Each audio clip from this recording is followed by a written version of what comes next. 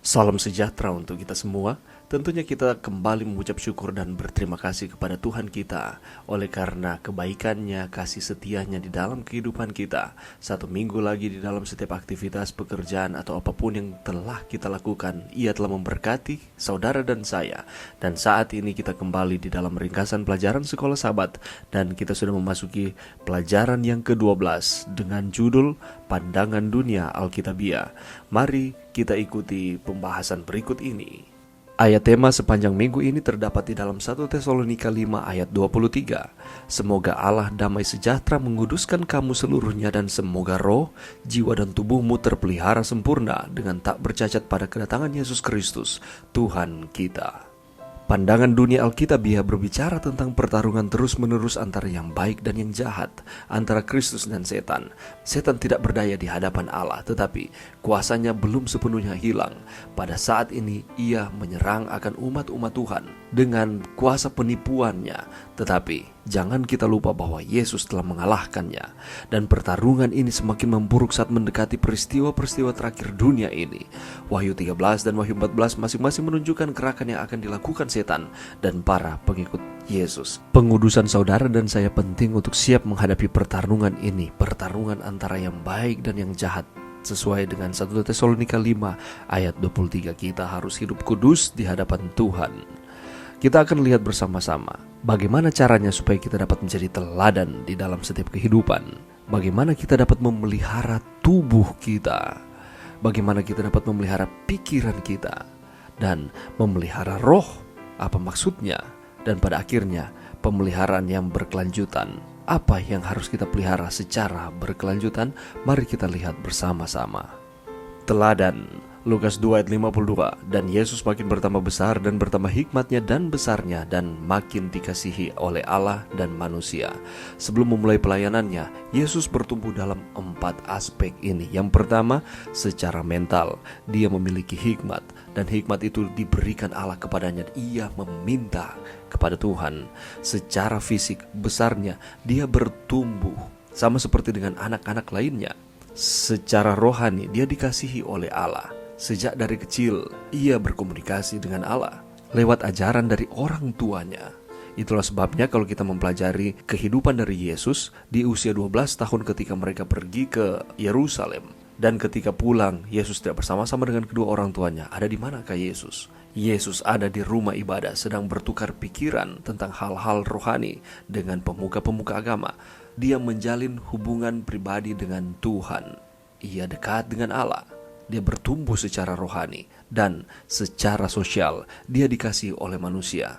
Jadi ada pertumbuhan yang seimbang yang dialami oleh Yesus, baik secara fisik, mental, spiritual maupun secara sosial.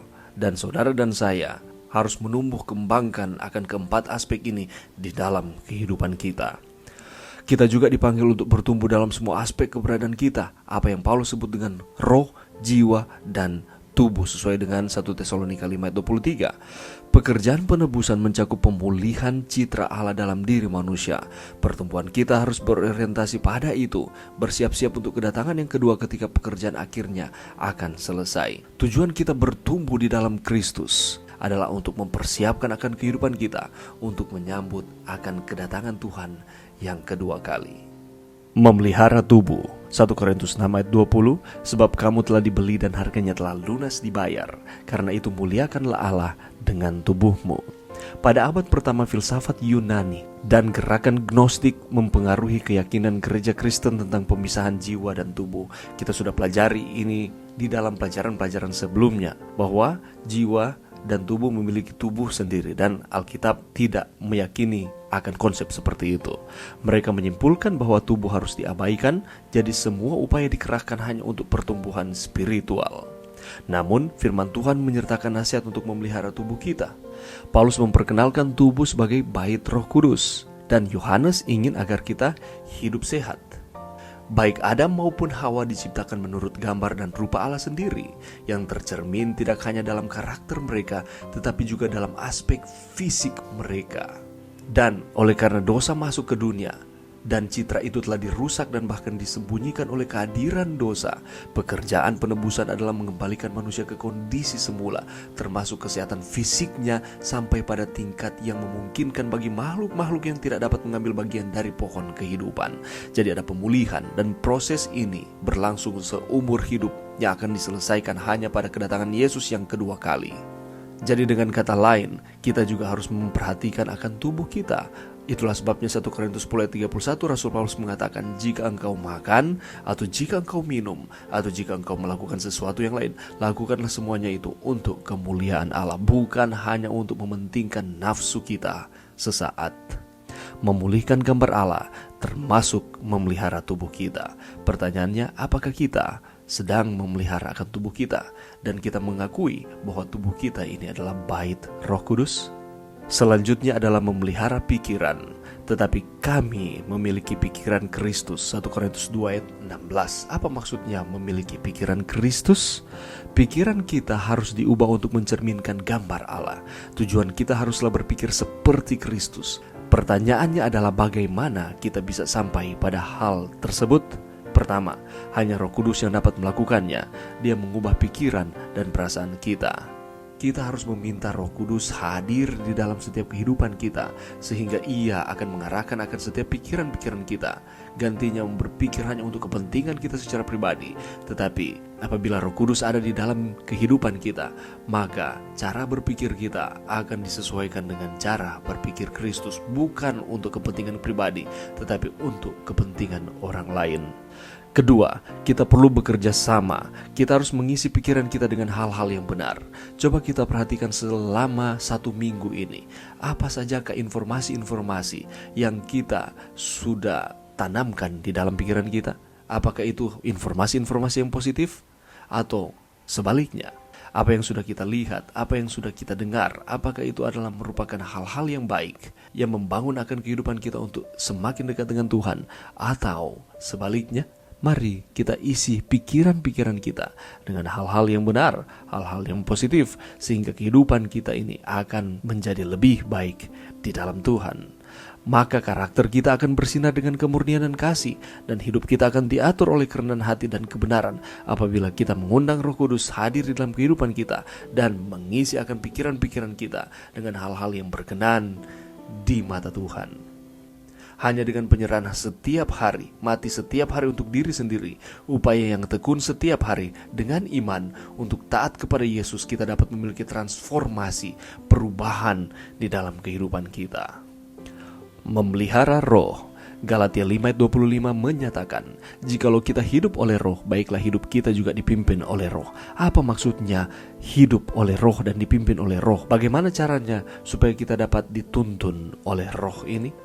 Hubungan kita dengan Tuhan ditentukan oleh sifat spiritual kita. Kita harus membiarkan Roh Kudus bekerja di dalam kita. Dan apa yang Dia lakukan di dalam kita? Yang pertama, Dia mencurahkan kasih Allah di dalam diri kita. Dia memimpin kita kepada Yesus. Dia menginsafkan kita akan dosa. Dia memberi kita kekuatan untuk memberitakan Injil sesuai dengan kesanggupan saudara dan saya. Dia membimbing kita ke dalam seluruh kebenaran. Apakah kebenaran tersebut? Yesus adalah kebenaran. Dan bagaimana caranya kita dapat menemukan kebenaran itu? Di dalam firman-Nya. Apakah kita dengan tekun mempelajari firman Tuhan di dalam kehidupan kita setiap hari? Jika Dia membimbing kita ke dalam seluruh kebenaran, kita tidak dapat menggunakan Dia menurut keinginan kita sendiri seperti yang dilakukan oleh Simon sang penyihir dalam Kisah 18 dan 19. Kita sudah mempelajari peristiwa ini di dalam pelajaran sebelumnya di minggu ini. Dia akan selalu menyelaraskan dengan kebenaran yang dinyatakan dalam Alkitab. Jika tidak, kita sebenarnya tidak mendengarkan Roh Kudus. Mari kita peka terhadap tuntunan bisikan dari Roh Kudus. Pemeliharaan yang berkelanjutan. Apa maksudnya dengan pemeliharaan yang berkelanjutan ini? Matius 24 ayat 42 menyatakan, karena itu berjaga-jagalah, sebab kamu tidak tahu pada hari mana Tuhanmu datang. Di dalam perjanjian baru ada banyak referensi untuk mengamati dan mempersiapkan mengenai kedatangan yang kedua ini. Ini adalah proses pemurnian terus-menerus menuju kesempurnaan. Kita harus selalu siap mempertahankan diri terhadap upaya setan untuk mengalihkan akan kehidupan kita atau mengalihkan pengharapan kita dari Tuhan. Seringkali gagasan tentang persiapan yang berkelanjutan bagi kedatangan yang kedua menjadi alasan untuk menunda-nunda. Ada banyak yang menyatakan bahwa sampai saat ini Yesus belum datang, dan mungkin Yesus masih lama lagi untuk datang kembali, atau bahkan ada yang sudah tidak mempercayai mengenai kedatangan Yesus. Tetapi jangan pernah lupa bahwa Yesus datang dalam dua cara. Yang pertama adalah kita akan melihat di awan-awan manakala ia datang kembali. Kita akan melihat dengan mata kita. Tetapi ada kedatangan secara pribadi, di mana kita tidak tahu kapan itu akan terjadi. Karena di mana saja, kapan saja, kita selangkah dengan kematian. Pada saat kita diizinkan untuk beristirahat dari jerih lelah kita, itulah kedatangan Tuhan. Karena manakala kita dibangunkan kembali lewat kebangkitan, maka kita langsung melihat kedatangan Tuhan. Itulah sebabnya dari perspektif Alkitab, waktu keselamatan selalu hari ini, bukan besok atau nanti. Karena kedatangan secara pribadi kita tidak mengetahuinya. Bisa saja hari ini, bisa besok, bisa lusa, bisa minggu depan, atau kapan saja. Itulah sebabnya kita harus bersedia setiap saat. Kita harus terus bertumbuh di dalam kasih karunia, terus maju di dalam iman. Dan ini bukan hanya berdiam diri saja, tetapi harus ada buah roh yang kelihatan di dalam kehidupan kita. Kecuali seseorang terus bertumbuh dalam kasih karunia dan terus maju dalam iman, jika tidak kecenderungannya adalah jatuh, menjadi keras kepala, skeptis, sinis, bahkan tidak percaya. Kita harus terus bertumbuh baik di dalam kasih karunia, kita harus terus maju di dalam iman kita kepada Tuhan. Bertumbuh dan maju dalam kasih karunia dan iman akan menghasilkan buah roh di dalam kehidupan kita. Jangan biarkan satu hari berlalu tanpa berdoa, mempelajari akan firman Tuhan, dan bersekutu dengan Yesus. Karena ini merupakan pegangan kita sambil menunggu akan kedatangan Tuhan itu. Yesus pasti datang. Pertanyaannya, apakah saudara dan saya saat ini siap untuk menyambut akan kedatangan Tuhan di dalam kehidupan kita? Mari kita hidup setia di dalam Tuhan. Mari berdoa. Terima kasih Tuhan atas firman-Mu sepanjang minggu ini. Bantu kami Tuhan untuk kami terus berada di dalam Tuhan. Kami terus ada di dalam firman-Mu, sehingga kami dapat terus mempercayai akan janji-janji Tuhan terrealisasi di dalam kehidupan kami. Kami menunggu akan kedatangan Tuhan. Terima kasih Tuhan, ini doa kami di dalam nama Yesus. Amin.